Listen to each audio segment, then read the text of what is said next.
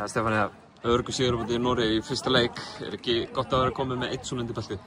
Jú, þetta er auðvitað mikill léttir. Þú veist, maður var svona smá stressaður að þær væru stressaðar. En mér fannst það bara koma vel inn í þetta og við vorum svolítið að klikka úr auðvöldu færum og vítum sem kannski bara eðlilegt svona í fyrsta leik á mótinu. Þannig að þetta er bara mjög jákvætt. Það mæta dýrvitlausar til leiks bara frá fyrstu sekúndu í fyrsta leikluta. Það er nú eitthvað sem að þjálfarateymið er að gera rétt þar. Já, takk. Við myndum reyndu bara undirbúðar að vera bara vitlausar, að vera jafnvel bara fake it till you make it, þú veist, ef þær voru stressaðar og bara koma brjálaðar inn og þá kemur það svo auðvitað stressin út og mér fannst það bara gera virkilega vel að líka bara hræða þær alveg í byrjun, setja bara smá markin. Komast tæpið 30 stigum yfir hérna í byrjun seinni hálfleiks, en svona einhvern veginn missa svo tökin. Þannig ákveðin karakter að ná samt svona bara halda orkunni uppi og hérna hleypir sig upp í leikinn.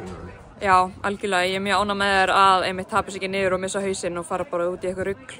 Við vorum eiginlega bara að senda þær auðveldlega og mikið á vítalínuna sem er kannski partur af því að vera spila svona aggressív vörn. En línan var líka svolítið misjöfn, þannig að það var svolítið erfitt fyrir þær að átta sig á hversu mikið það mætti gera. En já, mér fannst þetta aðalega að vera víti og svo vorum við aðeins byrjað að vera seina tilbaka í pressun okkar. En gerum vel að koma tilbaka og laga það. Svíþjóð á morgun, hvað veitum við um sænska liðið? Bara voða lítið, við spiluðum ekki á mótum í fyrra. Við erum að fara að horfa á þær núna að spila, þær eru eiga leik eftir klukkutíma, þannig að við munum sjá hvernig þær verða. Er Svíþjóð A-þjóð? Þær eru í B. Þær eru í B eins og Ísland? Já, Finnar eru einu sem eru í A. Finnar svo einu sem eru í A-deildinni eða þessum liðum sem eru hérna núna á mótum? Já.